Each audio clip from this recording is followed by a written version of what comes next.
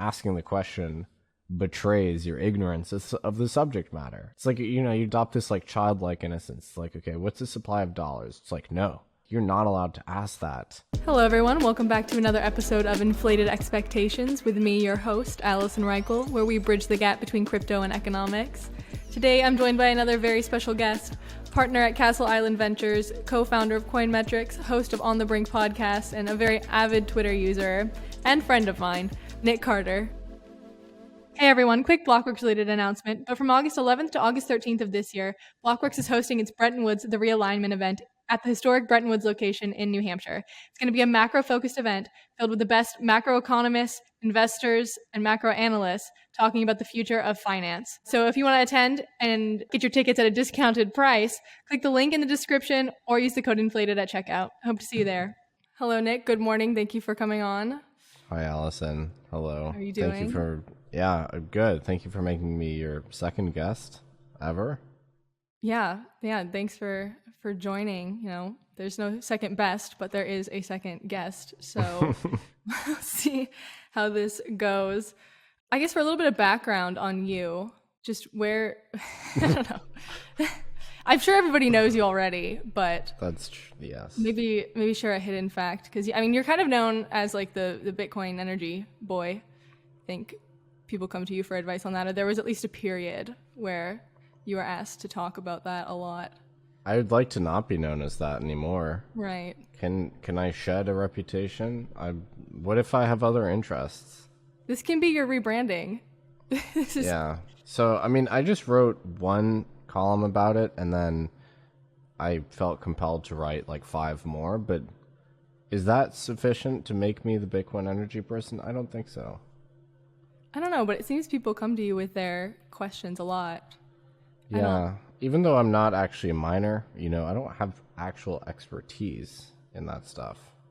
Just, you don't have to be like a genius to rebut some of the academic nonsense on the topic. You just have to be, I don't know, you have to have a lot of perseverance or something and tolerance for nonsense. Yeah, to be honest, I don't know much about it at all. I just know that the common argument is a sort of rebuttal against Bitcoin cryptos in general because they use energy. But is there like a specific, is there a recurring metric? Is it just the fact that Bitcoin uses more energy than some countries? Yeah, it uses more energy than small countries. Plenty of industries do. The zinc extraction industry uses an equivalent amount of energy to Bitcoin. Zinc. When was the last time you thought about zinc? Whenever I get sick. I actually think about it a lot. But yeah, I think about it a lot too. So bad example. And there's no questioning the utility of zinc. So that was, terrible example because, zinc is acknowledged that this is a great thing. But copper extraction uses twice as much energy as Bitcoin. And no one ever complains about it. And that's not to say that we should take the volume of complaints about Bitcoin and double it for copper. That'd be insane. But I guess the point is people, it really depends on your frame of reference. Like, okay, more energy than Argentina, more energy than Luxembourg, whatever. But, we don't typically make these industry level comparisons to countries. You should compare industries with industries. And, in the grand scheme, Bitcoin is like a mid-sized industry, and it also delivers like a pretty useful product the same way that metal extraction delivers us a useful product. So it's really, the debate is not really about the energy consumption. It's about the societal utility of Bitcoin. Yeah, it's interesting because I had never, and I guess I'm biased because I come from as a member of the community, but I'd always thought of it in terms of, gold when looking at monetary regimes and how, anything that is produced creates some sort of impact.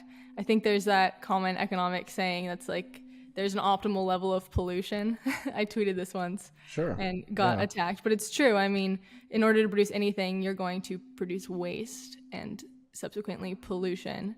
So I don't know, it is a productive 100%. Industry, but and it's just people that don't believe in Bitcoin's merit. Sorry, there's construction happening out there. I don't know if you can hear that.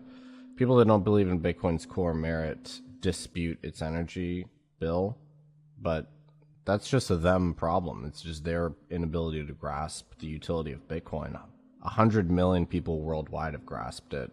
So just because some, elite academic or, journalist in the US doesn't get it, that says more about them than it says about Bitcoin. And yeah, with gold extraction consumes more energy than Bitcoin, by the way. And that's all diesel.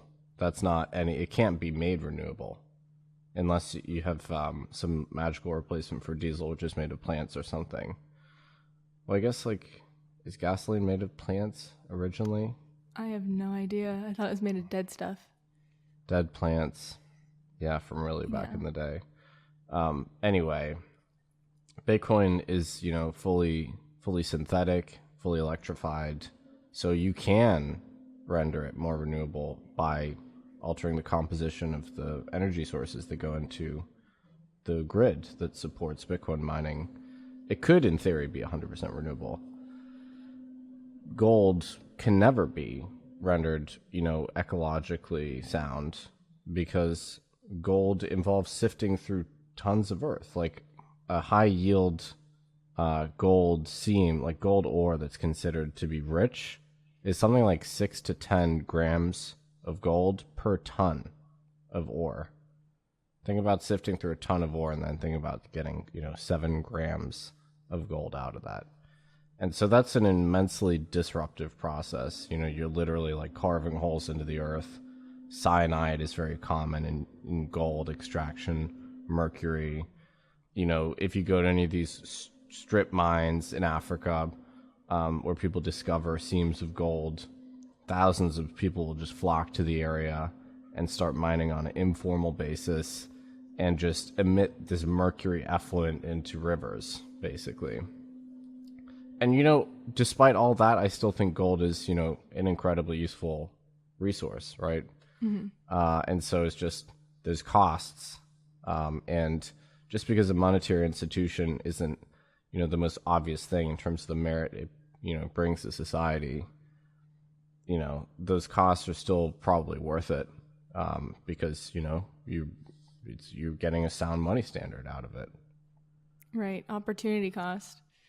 Do you think that's the most frivolous FUD against Bitcoin, is the energy thing? Because for me, I don't know. I think I see a lot of debate about whether or not it has intrinsic value, and if that would allow it to serve as in place of fiat money in regimes, stuff like that. But my focus is usually more macro. I don't find it to be frivolous. I find it to be very sincere much of the time. I mean, from people that believe in degrowth, which is a whole separate topic. But I think it is legitimately the number one best angle of attack against Bitcoin, because capital is so politicized these days, and so you can genuinely weaponize ESG concerns. And you can eliminate Bitcoin from the investment mandate of most institutional investors if you get the cacophony of noise loud enough. Mm-hmm. And I've seen this happen firsthand. 100% is real. Pension funds, endowments, state level investment, pools of capital, basically prohibited or refusing to get exposure to Bitcoin despite having a positive view on the asset because of the environmental concerns. Yeah. Now, whether you want those allocators to have exposure to the thing or you think it should just stay a retail phenomenon, it's a different question. But capital in the West is politicized, no question about it. And we're just look at Royal Dutch Shell. There's a lawsuit recently saying that they're responsible for the emissions of their clients, which doesn't really make any sense, but that's crippling the company. Exxon, I don't know if you saw this, there's an activist investor Engine number 1 or something, which just put 2 or 3 hostile board members, managed to appoint them because I think BlackRock supported their campaign. So because we have this concentration in who makes these sort of allocative decisions and like who has these governance powers in capital markets, you can actually push through like pretty radical stuff, especially as it pertains to the environment. And so, like recently I just saw like I think there's an insurance company that said they're not going to like provide D&O insurance to like members of the NRA or officers of the NRA or something like that. So I don't know if that's the best example, but all of financial services and just like capital allocation is becoming politicized. And so this is legitimately a strong weapon to wield against Bitcoin because it's becoming a totally default assumption that capital isn't just capital. Capital should, contain a social mandate. And that's been a successful means of attack, no question. Mm-hmm. Yeah, I think on that topic of politicization, the Federal Reserve is becoming increasingly political. And that is an interesting topic in economics right now as to whether or not the Fed will continue to be a relatively independent financial intermediary or whether or not it will be more tempted to, I think as Larry White said, inflate away fiscal debts incurred by presidents. So I think that's an interesting topic in general, with the central bank becoming an increasingly political institution. Its relationship with BlackRock is very interesting. I'm not sure if you know much about that whole dynamic. So BlackRock's everywhere, but the Fed in general, it's also quite divided internally. I don't know if people are too aware of that. The division I noticed was between like the anti-stablecoin camp and then the more accommodating camp. Like Brainard seems really, I don't know if that's how you pronounce her name, really anti-stables. And then who was the governor that made a speech recently that was like surprisingly super pro stablecoins? Did you see this? Yeah, I did. I don't remember who it was though. There's a few that have been coming out and I wish that Judy Shelton had been appointed because then we would have seen some real division. Yeah, I mean, I think a lot of the division too is just on where the economy is and where the economy is going. There's no consensus there as there was last year or even earlier this year. People are quite divided about inflation, about when we should start tapering, stuff like that. Well, if you even look at like political polls, there's an immense partisan division in terms of how the economy is perceived to be, which is wild to me that your political persuasions would affect your view of like whether you are doing well economically, given the same reality that we all share. So like right now, conservatives are, they think that the economy is in a bad state, basically. And then liberals are super optimistic about the economy. But we're all in the same economy. Yeah, it's interesting. Especially the optimism that I've seen, especially coming from the sort of liberal side, is toward labor and infrastructure, which have both faced a lot of stagnation. I know people like Tyler Cowen argue that we're like in the great stagnation. Technology and wages have both sort of flattened. And there's a lot of emphasis on both of those things. And Powell, chairman of the Fed, for those who, I don't know, maybe are blissfully ignorant of everything going on with the Federal Reserve, has put a lot of emphasis on labor as well. And so I think that's very interesting because if you use labor as a measure of how we're doing, it would look like we're not doing so great. But when you actually look at growth and productivity rebounds, it appears that we're on a good track, but it's just showing this disparity between labor and productivity. So, but I feel like if you really wanted to, support labor at the expense of capital, like that's what I see as the big, dynamic. You can like corporates can either do well or their workers can do well, right? And in the last since the 70s, really, it's capital that has won at the expense of labor. Everybody knows that. If I don't see Powell's policy, not that I'm an expert on the Fed or anything, as accretive to labor right now, I mean, as asset prices go up, isn't that evidence that it's capital that's getting paid out, as opposed to regular workers? Well, his whole focus is on substantial further progress, which he says won't be reached until we've seen labor accelerate to the point it was pre-pandemic. So his marker for whether or not the economy is back on track is completely focused on labor, which is why he thinks that we shouldn't stop.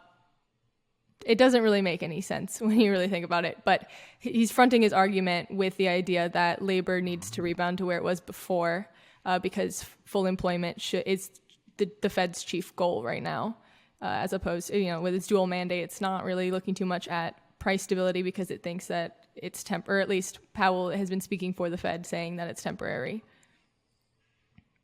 The Fed's mandate, do you notice it getting broader? Yeah. I've heard, I don't know how sincere this is, but I've heard members of the Fed saying that they have to address topics like social justice or the environment, which, you'd think would be way outside of their remit, but it seems that they now believe they have the ability to influence these things through monetary policy. You can influence a lot through monetary policy, and I think in general we're seeing this trend of institutions straying out of their original lanes and going everywhere. I don't know, like the CDC is the organization in the United States that called for the freezing of evictions and of like rent hikes, and for a really long time, like people just went with it.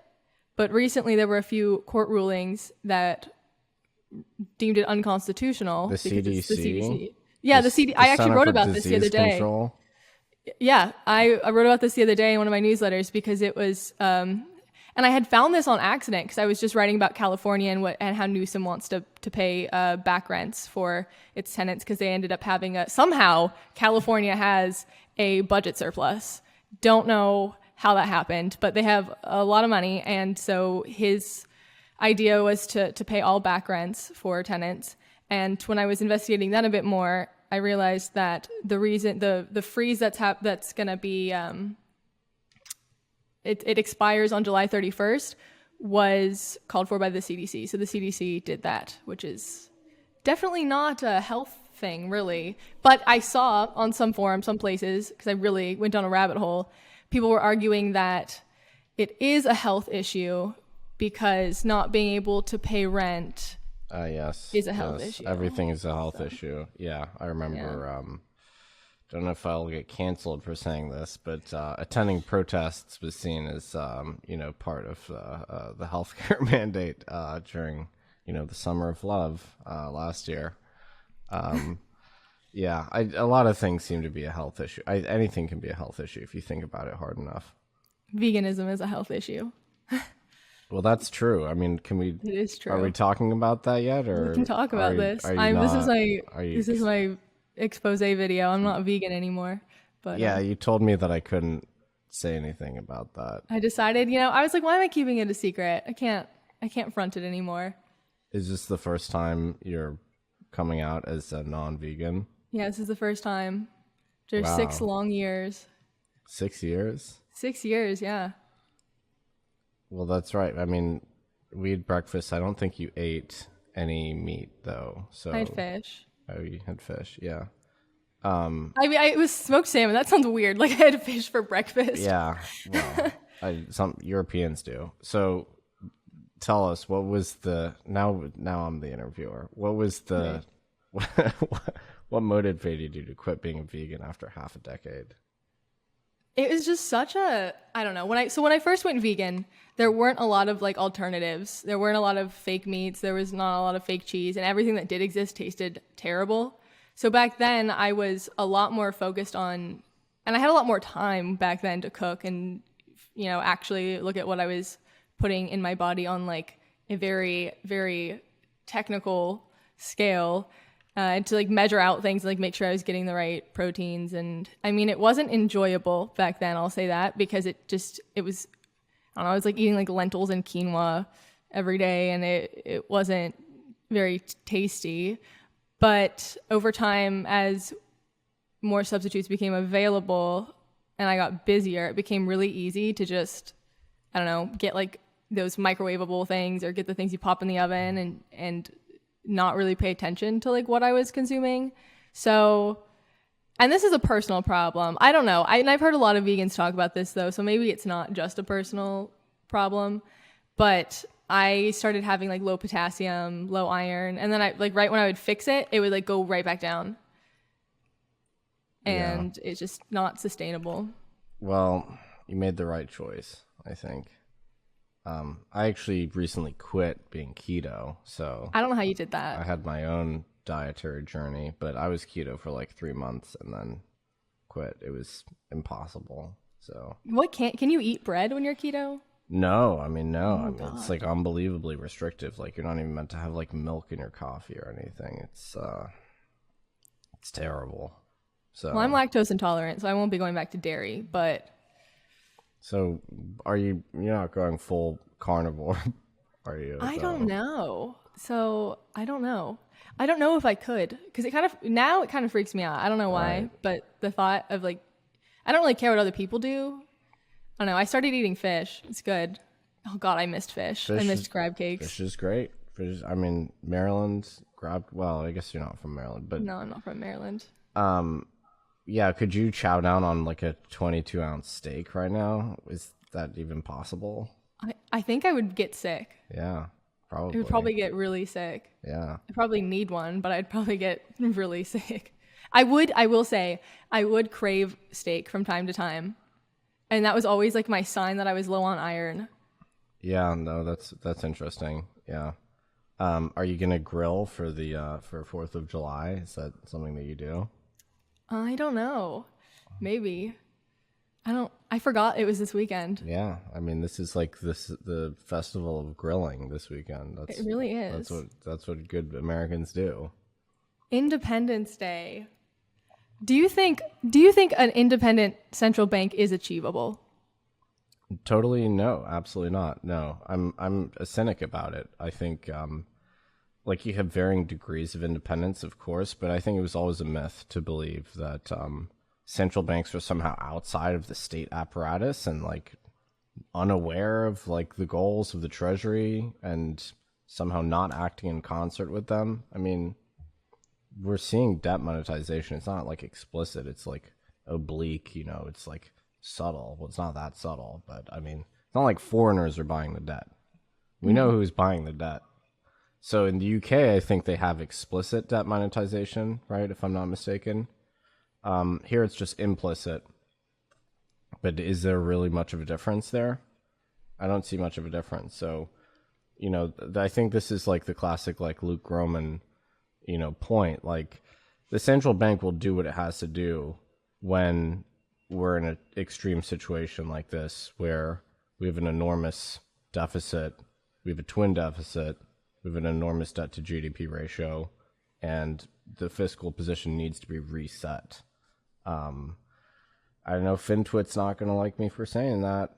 And you have like a disproportionately FinTwit audience, so I have to be careful what I say on here. But I have to be careful, so. Yeah, I mean, honestly, they expect me to spout Bitcoiner talking points. I think you're trying to like straddle the line between, radical Bitcoiner and like respectable person. I try, but I don't know. And I struggle with it a lot too, I think, because I want to believe that it could exist theoretically, but in practice, I just don't think. And I don't know. It was very interesting when Janet Yellen was appointed Treasury of the Secretary, or the Secretary of the Treasury. Oh my God, Treasury of the Secretary.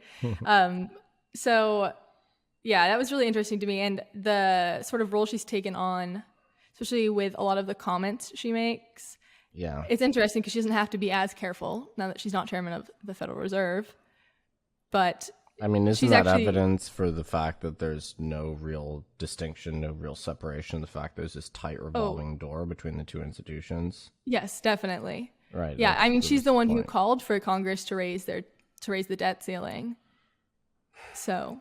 I mean, to me, it's like a paradox. Can like a government institution, somehow be independent of the state? Like, can God, make a wall that he can't break. Like, it's the same thing. Like, of course not. The only institution that's independent of human discretion is something like Bitcoin. And even that, can be changed, dare I say. Like, not, maybe not the core values, but that's the whole point of Bitcoin. And like, that's kind of the whole thing about like the literature about monetary rules, right? Like, how do you devise a good monetary rule that can never be tampered with?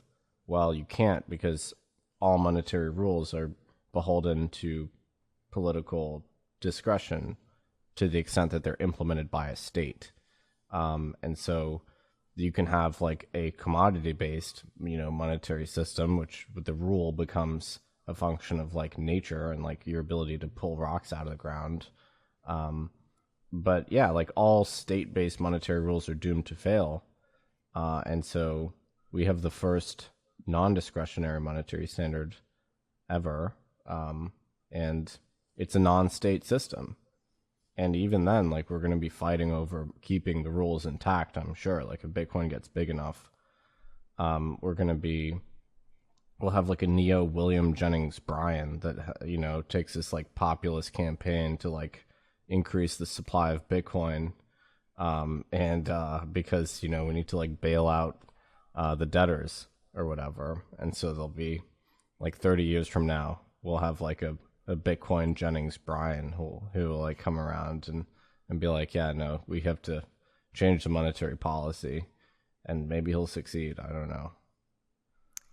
Yeah, that's an interesting topic, and I find myself thinking about it a lot, especially in terms of, I don't know, things like free banking regimes, whether or not it's possible to not have a lender of last resort and some mechanism by which a central bank could inject liquidity just because of the behavior of consumers. I think that when you look at the individuals who make up the aggregates, consumer behavior is very interesting, and it's definitely been heavily influenced by, obviously the world we live in. But I think if we were to have a free banking system or even like a Bitcoin standard, implicitly there's a huge shift in consumers would have to change how they behave. We know free banking is possible. It's possible, but is it? It's been successful. I mean, I guess the question is, how do we get to free banking from here? We have to do it in a sly, roundabout way, right? Right. But yes, it has been successful. It's been successful. It's not just like one era when it's been. We had like 100-year period in Scotland when it worked. In Canada for an extended period, I believe in the 1800s, it was also, pretty successful in contrast to the dysfunctional U.S. system. And then, of course, there's also the Swedish example and the Swiss example. I'm sure if you looked hard enough, you'd find other instances of successful free banking. Mm-hmm. It's just that, they have varying levels of documentation. And I think the question is like, are expectations of the modern state such that we have collectively designated this level of power and control to the state such that free banking no longer seems relevant as a way to organize society? Have we consigned over this enormous power to the state permanently? And my contention would be no. We now have technological tools with which we can withdraw those powers from the state and return them to the private sector. And so to me, Bitcoin is the last piece of the puzzle in the neo free banking standard. But it's something that most people aren't even aware of free banking. So yeah, I used to always tweet abolish the Fed, and people would come at me and be like, what are you talking about? What will we have? And I would just link George Selgin's paper. Yeah, but we never had successful free banking here. Mm-mm. And in fact, whenever people talk about free banking in the US, they use it to slander free banking. Mm-hmm. Lael Brainard recently in her talk, she was criticizing the antebellum. I was so mad about this. She was criticizing the antebellum, instability of the privately issued currencies, in the pre-Civil War era, to compare them to stable coins, which is a really apt comparison. Interesting. But I mean, I'm sure you saw like Selgin and White were like totally fired up by this because they've spent their like whole careers trying to debunk the notion that we had pure free banking in the pre-Civil War era. It wasn't real free banking. It's like I feel like a socialist being like, that wasn't real socialism. That wasn't real free banking. Yeah. It was wrongly alleged to be free banking. It wasn't unrestricted. It wasn't laissez-faire. Like the states exercise control. They made the banks buy these like state issued instruments. The states restricted branching, as in like the ability of a bank to diversify its geographic footprint and, expand nationwide, right? And so banks ended up siloed and localized, which meant that they were exposed to like local idiosyncratic risk in terms of like their depositors, and they weren't able to diversify their portfolios, and additionally they weren't able to spread their brand and their vintage nationwide. And so you had this weird situation with obviously the notes trading at discounts depending on which city you're on, and you'd have to look at the newspaper and see, if you're in New York, you'd have to see, well, like, what's a Bank of, Indiana note worth here? Okay, it's like a discount of like 3 cents on the dollar. But that was because the states themselves were limiting what the banks could do. And so it wasn't laissez-faire banking, it wasn't free banking. And so it's totally unfair to slander the good name of free banking with reference to the characteristics of the pre-Civil War era in free banking. So yeah, Lael needs to read more of George Selgin's work. In conclusion, I think everybody needs to read more of Selgin's work. But yeah, I'm a huge Selgin stan. I had a fight with him the other day. that broke my heart. I didn't know what to do. I didn't know whose side to pick, so I didn't say anything. You seemed distraught. Yeah, I was distraught. We made up. I regret what I said. He went in on you too, though. So yeah, I mean, I called him a fiat economist, which is really unfair. It's really unfair because he's like he's one of the few, good economists. But yeah, I mean, I have learned so much from, like, there's a bunch of George Selgin books behind me you probably can't see. But yeah, and then I think he made up with me after I wrote that column saying that I disagreed with Article 7 in the Salvadorian law. Mm-hmm. So we're friends now. Yeah, oh, that's a big thing too. You held the Twitter Spaces with the president. Oh yeah, but foreign diplomat action. People are making fun of me for talking about that, so I have to. They are? Yeah, I apparently talked about it too much, and so I can't. Wow. Yeah, I have to be silent about it now. So. Wow. But yeah, tragic. Selgin, he's actually been defending Bitcoiners lately, which is so cool. He's like, I've seen that. He's been defending them a lot. Something's changed. Yeah, he attacked Taleb. It's like the handshake meme. It's like, economists, Bitcoiners, like fighting with Taleb. Yeah, that's funny. Oh man. Well, so speaking of the internet, I have this mug. That's another chapter I'd like to put behind me. I do use this, by the way. My parents saw this and they were like, "Who is that?" What did you tell them? I read them the back of it. And they were because so the tweet's on the back. The tweet's on the back. The tweet is on the back. And they were slightly confused, and I was like, it's a Twitter thing. And they were like, okay, yeah, makes sense. We don't get any of that. So what I don't understand about, what's the guy's name? Eric Holthouse? Yes. Is like how he became so popular, because I believe he's actually just a weatherman. Like discussions of weather, like, is his thing.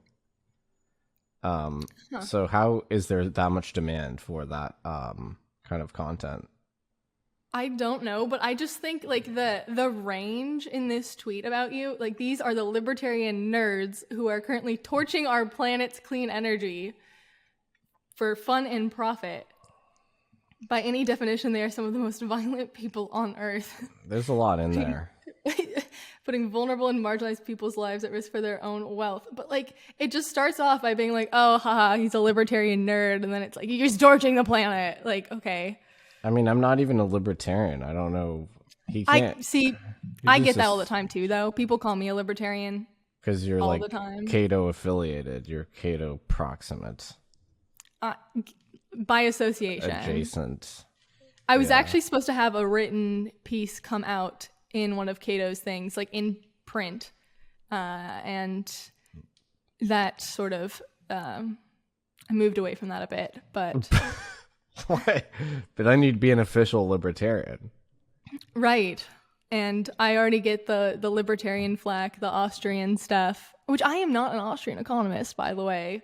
Me neither. I mean, I'm not an economist, period. So, but you, I mean, you're actually an economist. So people assume because I go to Mason that I am. And look, like, I think like Austrian methodology has a lot of really interesting points. And I think economics is a toolkit. And so sometimes, you know, I look at, I don't know, I guess what some would call like Austrian angles of like praxeology, methodological individualism, yada, yada, yada. But it's not like, I don't research like that. I'm very conventional. I was like kicked out of the Austrian circles at Mason because I was too technical. So. Wow. I don't belong anywhere. They disavowed you. Yeah. I mean, I just don't, I know this sounds cliched, but like, what about just not having political labels? Is that allowed? I mean, so I would tell people that. I would say, you know, I don't really think I fit into any one school. I use like you know, collection of resources to form my ideas and theory. And people were like, well, you have to come from somewhere. So where is it? And I was like, I don't know. I guess you could say older Chicago stuff. Sort of, I follow Roth a lot. Al Roth. He's modern, obviously, but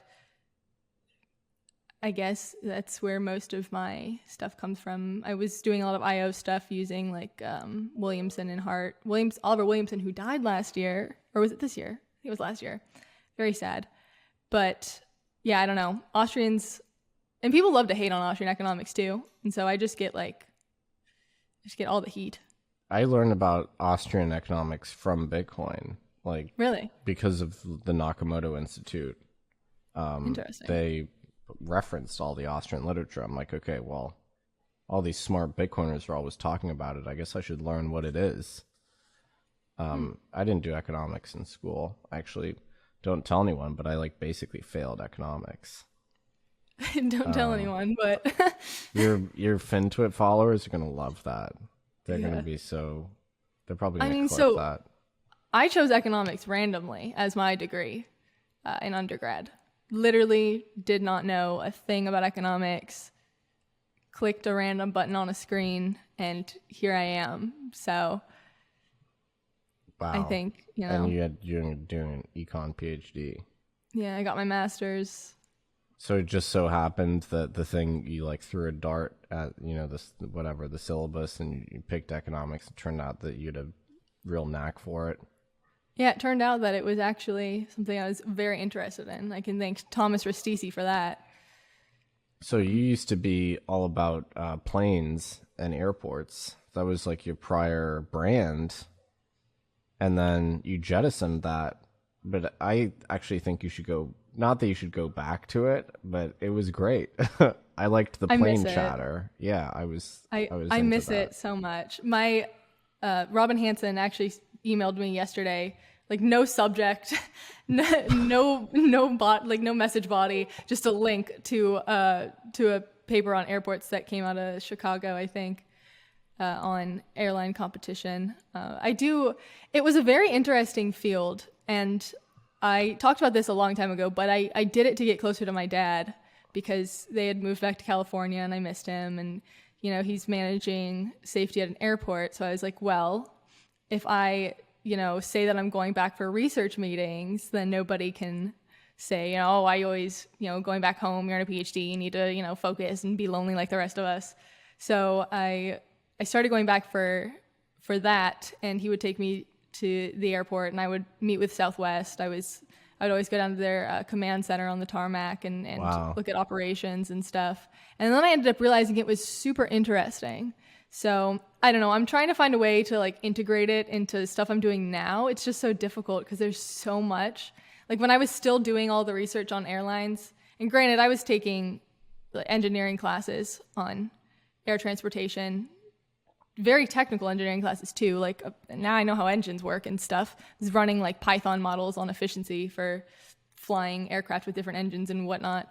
But it was just so much to try to learn and then also try to like focus on monetary stuff or whatever. It just became so unsustainable. Well, aerospace engineering and monetary policy are inextricably linked, without question. I'm being completely serious. If you think about all the greatest planes that this country ever built, the greatest planes, they were built in the sound money era. I mean, in the gold standard, we weren't on a pure gold standard, but they were built basically in the 50s and 60s. The SR-71, obviously, is like the absolute pinnacle of engineering. Was built without computers. It was built with slide rules. Like slide rules. It was built, I believe, in the 60s. It was designed, and fastest human piloted aircraft ever built. Well, production aircraft. Used until the 90s. Dick Cheney canceled it, tragically. And yeah, we didn't build any good planes after 1971. So they're all pretty bad. And I think the lesson in there. I mean, they're all like the reason why most of the crashes now happen is because of automation, which I don't want to, shade automation, but the aviation industry is really weird. They're really behind technologically, and they're really slow to adapt and to adopt certain forms of technology, and then they end up with like these terrible crashes because Boeing can't get its act together and pitot tubes break. That was the Air France issue in 2004. A pitot tube broke, and the automated system didn't alert them, so they just stalled and crashed in the middle of the ocean. Well, the Boeing 737 MAX was automation gone awry, right? That was the plane overruling the pilot, right? Yeah. So let me ask you this. If you were the aviation czar, I guess, what do they call it? Secretary of Transportation, is that a department? What changes would you make to like airport policy if you could wave a wand? Oh my gosh, I would take away the slot allocation method. And so that's what my research was on previously. It's so inefficient because essentially an airport slot is a period of time where an airline is given like complete monopoly power over it, and they get to fly in and out during this period. And if there's any delays incurred in this period by that airline, they just push back to a later time slot, right? So then they end up interfering. The whole goal of it is to reduce congestion, but it creates congestion. And it's the TSA, or not TSA, sorry, the FAA gives it out by historical precedents. So as long as you've held the slot, you get the slot. And as long as you use it 70% of the time, you get to keep it. And it's so inefficient. It's so inefficient. It's so terrible. It's like, that has got to be one of the worst. And then, I don't know, you look at like the current administration kind of lean towards these like breaking up antitrust because all these big corporations are so efficient. I'm like, you're the one creating the problems. Yeah, I also hate the slot allocation method. It creates so many problems, and just the way that airports time flights or like give airlines the power to time flights, as long as there's no sort of incentive for them to reduce congestion, they're not going to, because it doesn't cost them that much. I think it's like $60 million a year on average on paying for delays, which to them is not much. What is the superior method to the slot allocation method? Well, so what I was researching was auctions.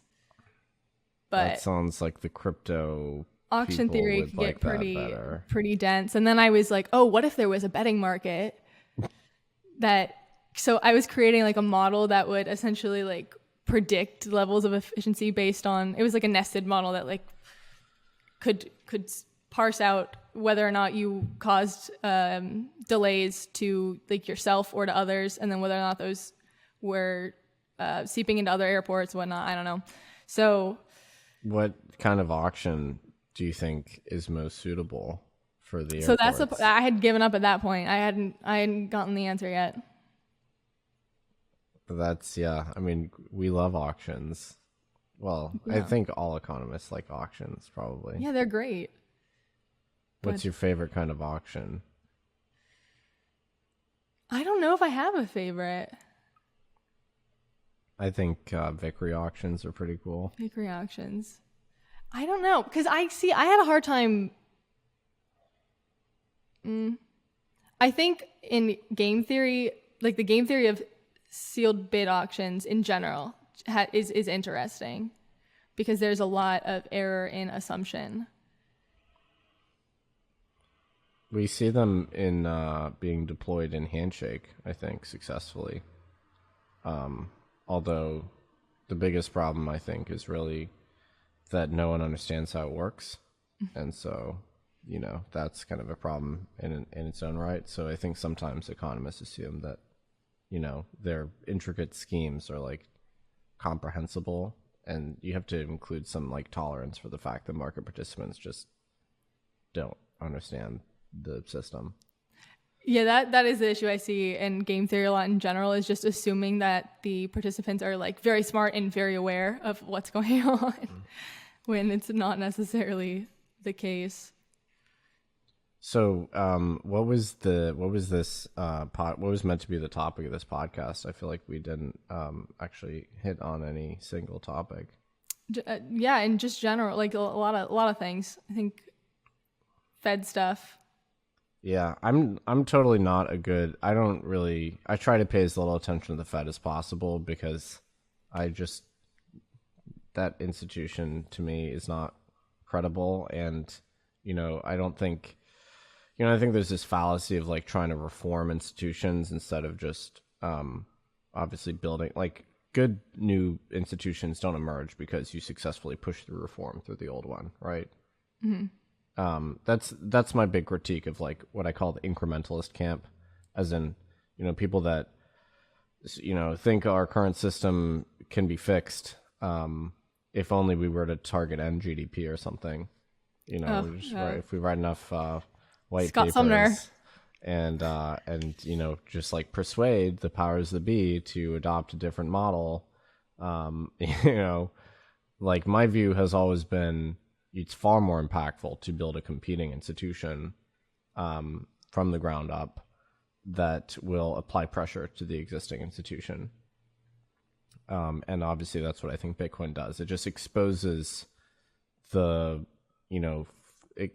flaws of the legacy institution just by contrast, you know, just by its mere existence. And so this is something we've talked about a little bit, which is, you know, Bitcoin is so purely auditable and like answers about it can be found, like technical precise answers exist. Whereas if you ask these same questions about, you know, like the dollar system, it's literally impossible to get an answer, and you actually get attacked for asking the question. Like, what is the supply of dollars? You'd think that's like a pretty straightforward question. No. And in fact, not only is it not straight, it's not even a valid question. Asking the question betrays your ignorance of the subject matter, is the reaction I've gotten. It's like, you know, you adopt this like childlike innocence. Like, okay, what's the supply of dollars? It's like, no, Nick, you're not allowed to ask that. You are ignorant and you're not part of our secret club. You should know better. In fact, I think, you know, there's like a deliberate kind of unspoken policy to like not even to actually try and obfuscate answers to these things as much as possible and like engage in maximal amount of gatekeeping. I think the complexity is the point. Mm-hmm. The opacity and the complexity is the point.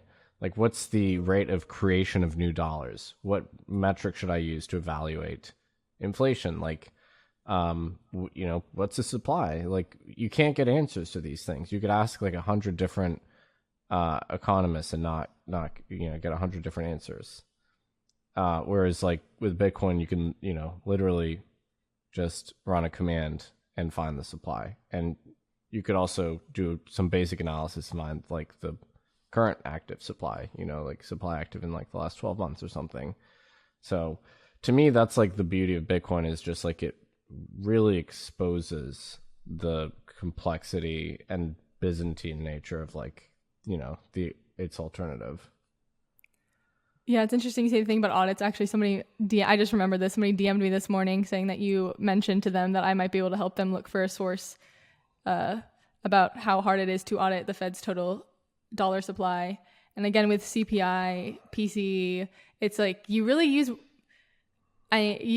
whatever tools. Oh gosh, I have to be so careful about this, but it really is a matter of using whatever tools fit the narrative. And there really isn't a pure strategy here for what is actually happening. I keep seeing these like adjusted measures of CPI where it's like CPI and we pulled out energy costs and we pulled out food costs. It's like, well, have you been doing that consistently, or are you just opportunistically altering the measure?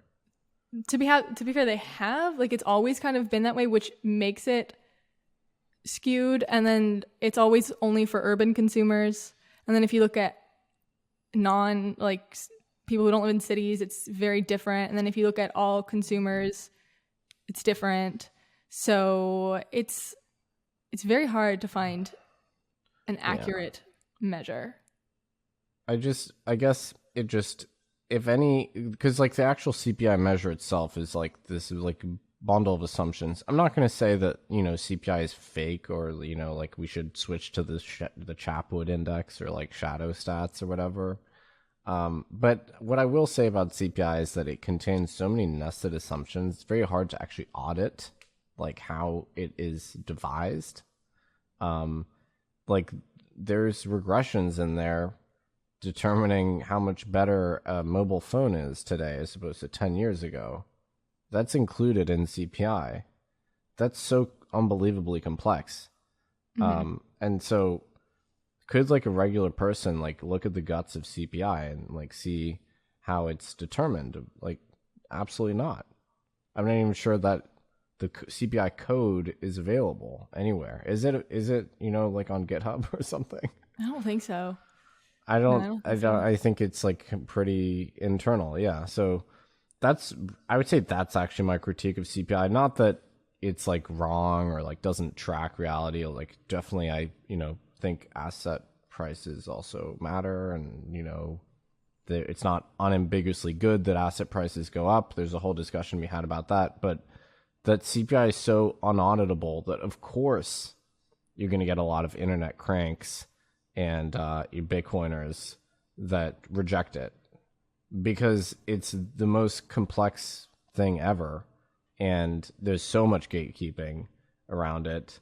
And when you just dig into it a little bit, it contains all of these completely wild nested assumptions like hedonic adjustments, which only goes one way, by the way. Like, you can only hedonically adjust things when technology improves. But so returning to your field of expertise, like, what about the fact that the experience of flying has gotten worse? Have we had a negative hedonic adjustment to account for the fact that seats have gotten smaller and flying is a miserable experience these days? No, because there's no facility to hedonically adjust things downward and say inflation is understated because the quality of product you're getting, seats shrinking, is getting worse, right? So like to me, it seems like a lot of it is designed to understate inflation. Consumer welfare is only included when it is beneficial to whatever narrative they're trying to achieve. So you have to take those things with a grain of salt in that respect, I think. Of course, there are going to be the people who run with she said it's bad, but yeah. So I know, I feel like I'm getting into dangerous territory because you have to be friends with these people, but I don't have to. So, right. So let me ask you about asset price inflation. I mean, is that a real thing, or who is it? Like Cullen Roach is like the big person who says that it's not real, or even if it's real, it's not bad. I think mostly people have pivoted to, okay, it might be real, but it's not bad for society. So what are your views on that? I think it's real, and I think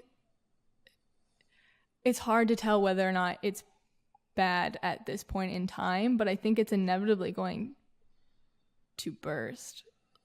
Like, personally, I think it's doomed. But I mean, I tend to look at things with a bit of cynicism in that way, where I'm like, oh God, the bubble's going to burst. We're all, it's not going to be great when it happens. But I think especially with the Fed's relationship, I have to be very careful.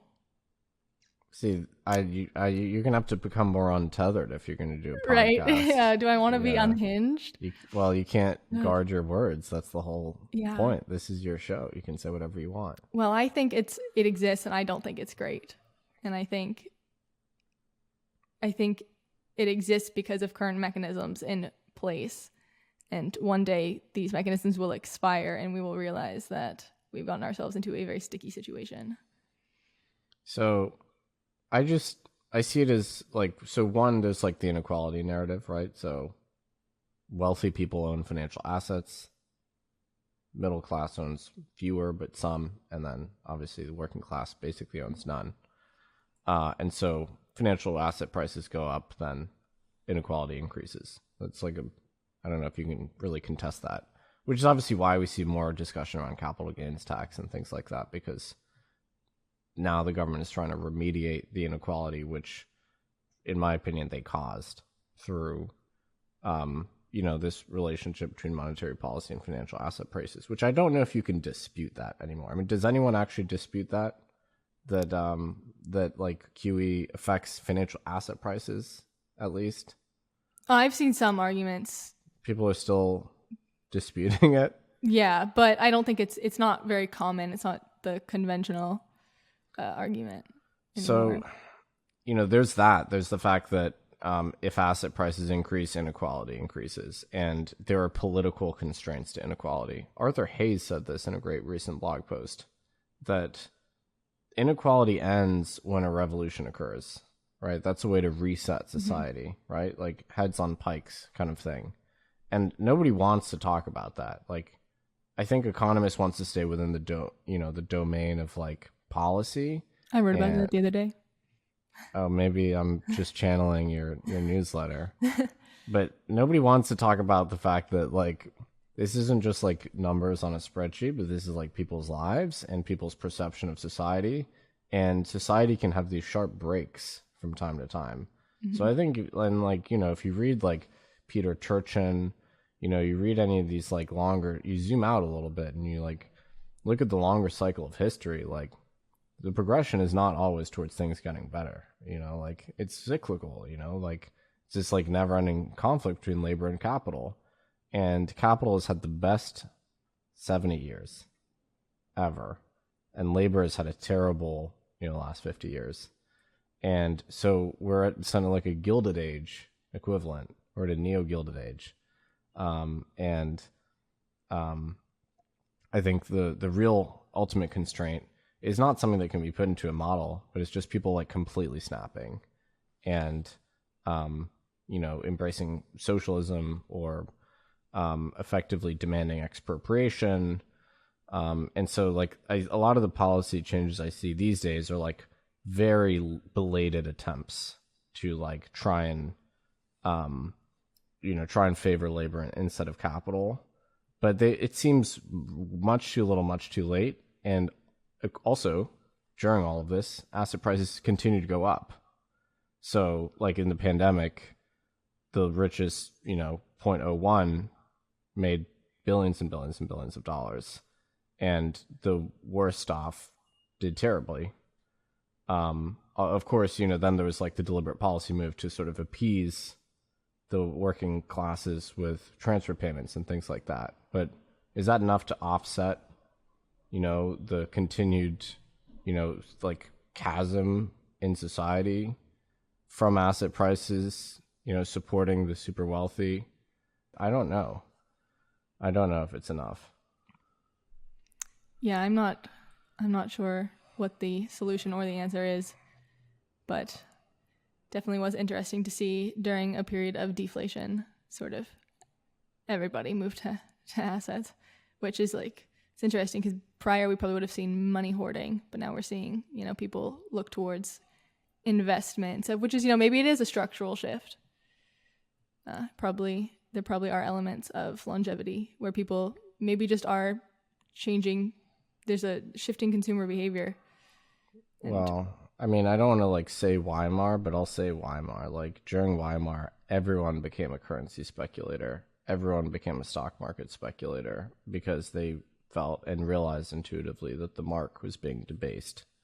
Mm-hmm. And so they put it in other assets. And of course, there was no safe asset you could put it in. And so they speculated. So, I mean, that's the obvious parallel I'll draw. I don't think we are entering a period of Weimar hyperinflation, to be clear. I also think that our critics allege that we are alleging hyperinflation, when really we might just be alleging meaningful inflation, like the likes of which we've seen in the last 100 years in this country. There have been episodes of sustained high inflation. Yeah, I always get are you inflation mongering? And I'm like, no, I never said hyperinflation. I never said no inflation. I said that it's probably going to be a longer term issue. And it's not even. And in inflation, the narrative has already shifted. Have you noticed this? Towards inflation is good. It's not like, so initially people said we're not going to get any inflation. Mm-hmm.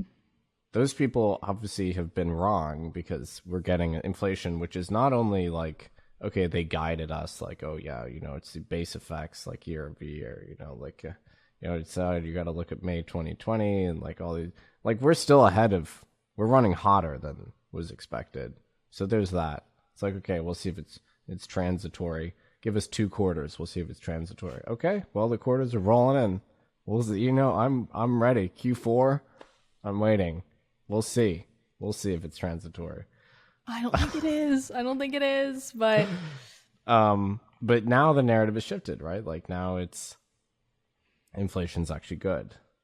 And honestly, like there's something to be said for that. I'm not saying inflation is good, but the narrative is, more like, okay, well, inflation means that employers have to raise wages. And so, and like the various like constellation of government measures means that labor is being supported. Now their wages are $15, $20 an hour.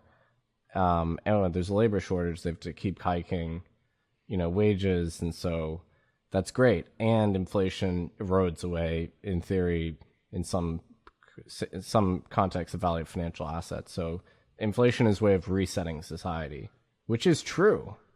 It is. So the narrative has already begun to shift. Have you noticed this? Like towards like, yeah. We're not going to get inflation to bang. Inflation is good, actually. Yeah, I've noticed that, especially in the jobs argument, that, oh, well, look, people are going to be paid more.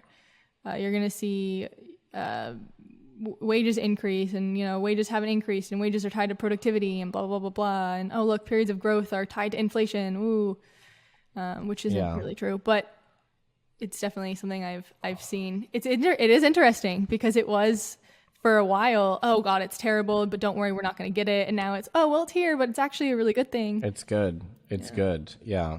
And so here's my issue with what Bitcoiners' discourse on inflation is.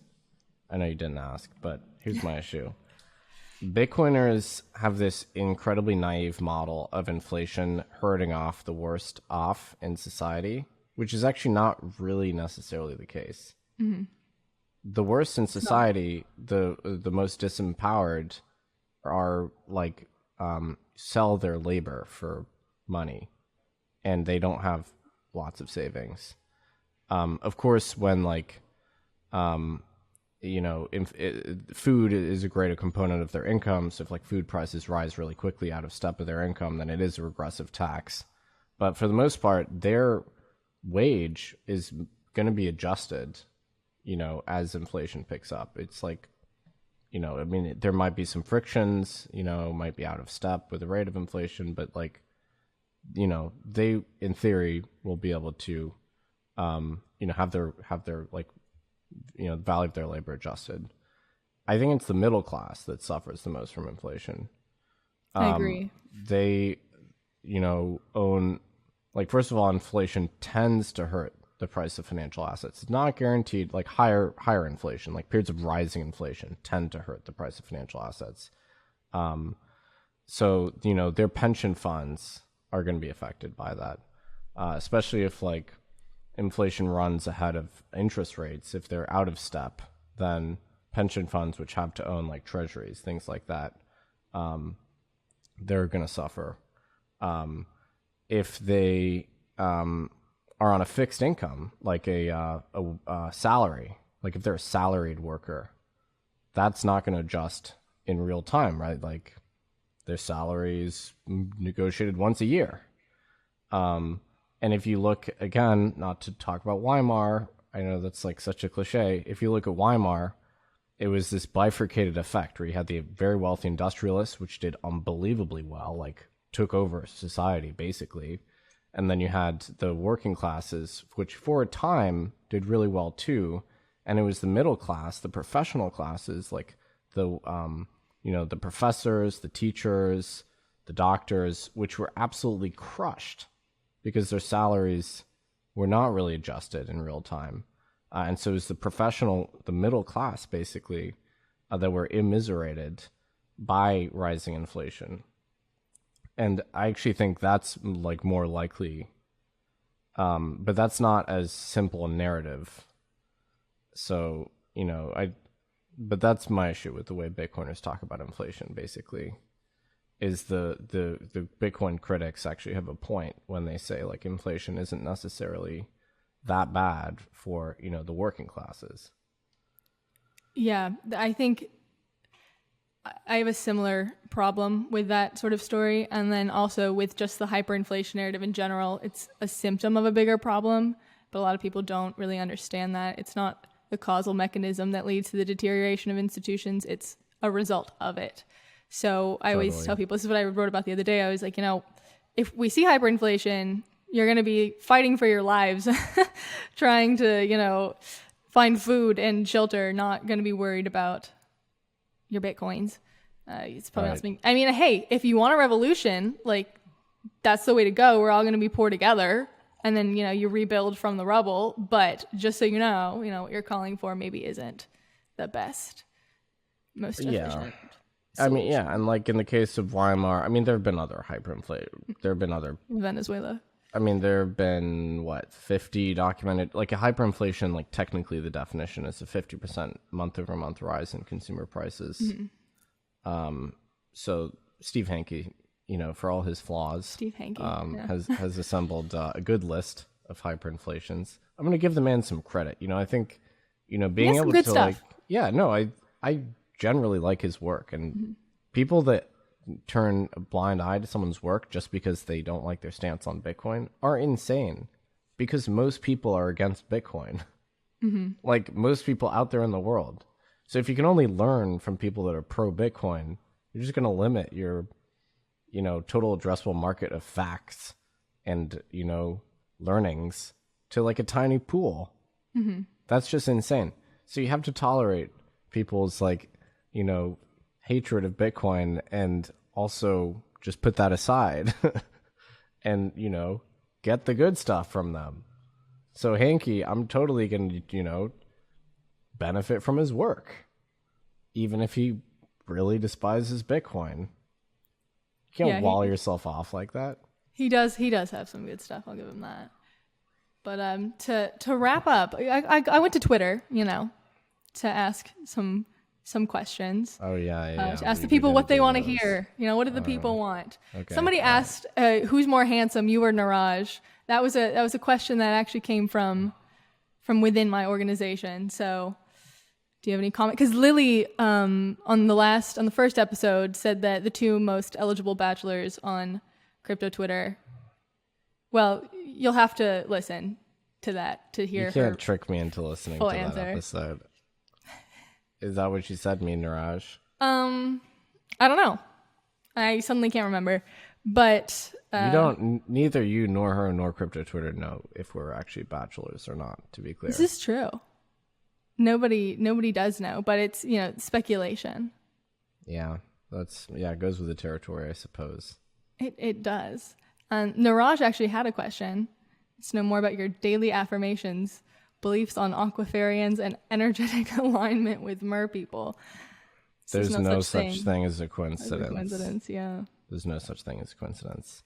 The fact that you're hearing this message means that you're energetically aligned with me and my message, which is that inflation is not transitory. How many times have you watched that video? Hundreds. Yeah, I'm obsessed. I downloaded the app. Grandmaster. It's like some Grandmaster app, I think. So yeah, I have this guy's app now. He's an app. It's the only reason I use TikTok is to watch his videos, which are just so compelling. Very inspirational. Oh my God, people are wild. Some of these questions are. You have insane fans. Uncouth. Allison. Oh my goodness, this is a family show. My fans are like, for the most part, normal. Well, they're not normal at all, but your fans are like, they can be unhinged. Yeah, these questions are extremely unhinged. People see, there's the Bachelor question. People want to know. What are hit me with some of the questions. I can't guarantee. Somebody said, "Why are you still single?" I don't even know if I acknowledge that question. I'm not necessarily even single. Somebody said, "Win Lambo." I would never drive a Lamborghini. I'm also not going to tell you what I drive because you guys will make fun of me. Yeah, they'll find you. Somebody asked when the boy band's getting back together. I actually texted a good friend of mine, and he texted me a picture of Nic Carter, like the musician, literally last night. I kid you not. So he was like, "Oh, hi Nick, I'm hanging out with the real Nic Carter," and he sent me a picture with funny. Nic Carter, the artist, and I was like, "What makes him the real Nic Carter?" And like, I'm also real, okay? How much of your wardrobe is from Ralph Lauren? I like Ralph Lauren. It's great. It's a good. So many Backstreet Boy questions. Another uncouth question. Somebody asking a question, I think in German. I don't know what that says. How much do you deadlift? I don't address that. Yeah. It's not an impressive amount. But the important thing is that you do deadlift, which, Nassim Taleb does not, to be clear. Exactly. You're already we better. also have to get you in the gym. Yeah. Like, I saw that you went yesterday. I did. What did you do? Did you just run on the elliptical? I don't go on the elliptical. Okay, good. Anymore. I go on the treadmill and the bike machine. So yeah, I did cardio, but I need to lift or something. Yeah, you just need to. Look at how strong I am. Oh yeah. Oh. Yeah, Sad. no, we need to. Pathetic. But like, you have to, you got to start with like a buddy or something. Like, yeah, I know, because I can barely lift a pound. You should go with Anthony. Well, I don't know if she lives in DC anymore, but she's very strong. Yeah, she said ask a real expert, so maybe. Yeah, no, she is genuinely an expert on like powerlifting. That's funny. Yeah, so I don't. Nobody really had any. I don't know if any of these are substantial. Somebody asked when next photo shoot. I've done enough photo shoots like to last me a lifetime now. Enough. I hated the old ones, including the one that you have on the mug. It's a good mug. It's a great. It's so stupid. Limited edition. You made these. Well, I instructed my merch person to make them. Still, it was. But yes, you'll never live that down. It's very embarrassing. Yeah, I can't believe I did that. Somebody asked if you pick up girls with I had the president of El Salvador in my space once, but as we've already talked about, you can't really flex that anymore. Yeah, I can't talk about it, and also I don't think I don't think most girls are very impressed. I'm not sure they know who the president of El Salvador is. Yeah, no, I don't think so. And I guess maybe the only question with substance is, what is the future of cryptocurrency? Ooh, it involves more banks. And, you're just going to have to get comfortable with that. Yeah. The future is, it gets less exciting and more institutionalized, more credible, more actually useful, and less like, like Ponzi nonsense. So I'm looking forward to that future. Yeah, so you're not too keen on all of the altcoins. We have a baby Doge, I think. Elon Musk tweeted about baby Doge. And, I mean, I just don't have I don't have like an opinion on really on altcoins generally. Like, we're trying to like achieve something genuinely significant, like politically important here. So like we're at war with like the establishment. Like, this is going to get much more difficult, much worse. We're trying to like effectively create a new political movement here. Mm-hmm. People have started to realize that to spend your time being distracted by altcoins is like to completely miss the point. Mm-hmm. It's a complete distraction. Like, we're trying to accomplish something enormously consequential here. Others are just trying to like extract value from retail investors. But so that's fine, but just don't like try and distract from the core message. Don't, like, Bitcoin exists for a reason. It has a purpose. Endless meritless clones of Dogecoin built on the Binance Smart Chain are completely irrelevant. And so that has always been my stance. It's not that I am like against altcoins. They're completely irrelevant to me. Mm-hmm. Yeah, I'm very similar sentiment on that. I don't know. I've never really looked to crypto markets to extract capital in that way. I make one trade a year, I make none, so. People think that everyone on CT is the same. They're all like degen traders, like chasing the hot ball of money on DeFi or whatever. It's like, what I actually do in my day job is fund startups, like, real businesses, not like random token nonsense, businesses building financial infrastructure so this stuff can work. Like, you'll forgive me if I sound like a little bit indignant, but people think that just because we're in like the crypto space, we're all like doing the same thing. That couldn't be further from the truth. Yeah, that's something I've realized too. People always asking me for like trades and like coin picks, and I'm like, I don't do any of that stuff. Yeah, I've literally never had an account on Binance. Never. It's funny. Yeah, it's not that I'm like opposed to this, and I'm not gonna sell. Like, can't trade. Like, trading is immoral or whatever. It's just I am not participating in it, and I happen to be here and happen to be aligned with all these other people, but like, there's important work to be done. Like, core economic theories need to be sketched out, like, by people like you that are actually qualified to talk about it. Like, real businesses need to be built here. This is an industry that needs to we need to keep the flame alive. And so some of us have to have a more long-term focus. And I can guarantee you I'm going to be working on this in 10 years. I can't guarantee you that most of my followers that are asking me for tips on the next altcoin are going to be doing that in 10 years. I don't think that the altcoin casino is even going to exist in 5 years. Yeah. 2 years even. Last question. Speaking of timelines, do you have sort of an optimal timeline for when, I don't know. For me personally, when El Salvador did what it did, I was very surprised because I thought the first country to even think about that would come in the next 10 years at least. So I was wrong and surprised. But do you have a timeline for when you think this stuff is going to start becoming more mainstream, for lack of better words? It has been. I mean, we went from 0 people use Bitcoin to 100 million in a decade. That's pretty fast. I mean, mainstream in, sorry, I should have specified, in monetary regimes. Oh, yeah. I mean, probably 4 nation states now have a formal relationship with Bitcoin. They're not the ones you want, but they're the ones we got. And then, El Salvador is the most salubrious of those. Yeah, I mean, I believe that, a number of central banks already have indirect exposure to Bitcoin through equities they own and also through sovereign wealth funds, making investments in, venture funds and crypto businesses and things like that.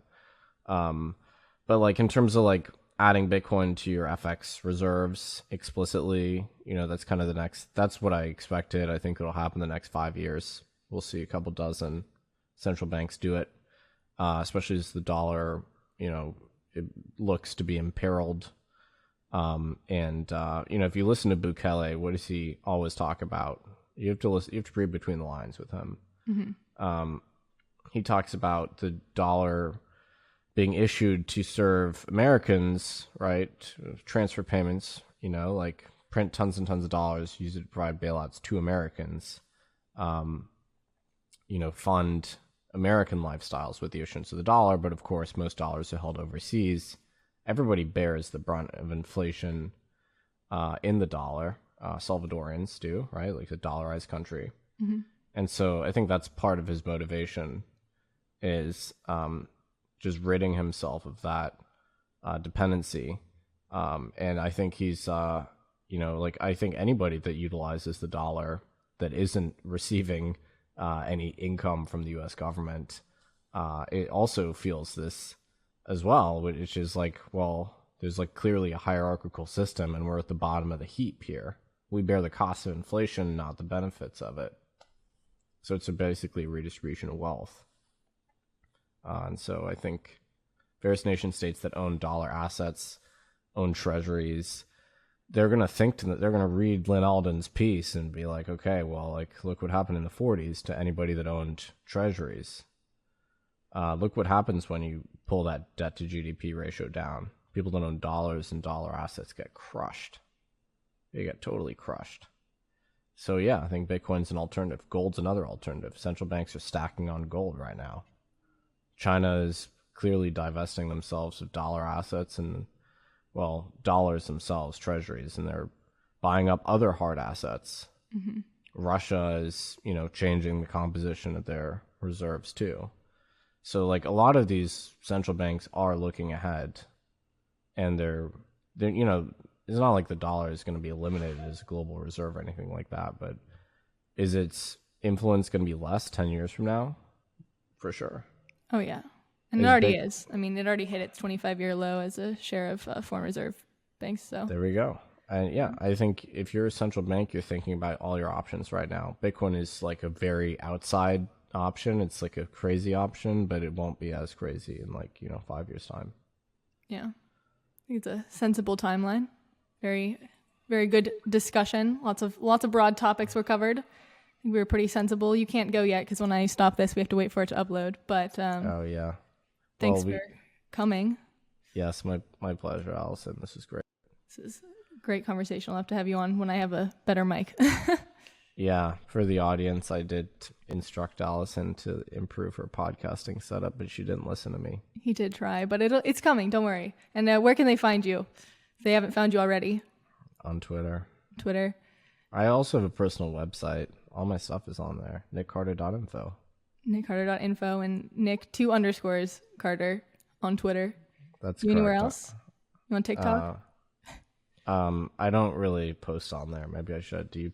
Are you posting like economics related TikToks? No, I think I wouldn't do good at that. You might be surprised. Well, no TikTok yet, but definitely Twitter, your website. Do you have anything else? You have a YouTube. Yeah, I'm a YouTuber now. I did 2 videos. People liked them. It kind of surprised me. I just monologued into the camera for like 25 minutes for one of them. Yeah, they're pretty good. I guess that's all it takes to be a YouTuber. Yeah, literally. You just have to talk. Well, make sure to follow Nic on all of those platforms. Any final words for the crowd? Just remember to manifest and affirm, and that's how good things happen. There is no such thing as a coincidence. That's true. Thank you again.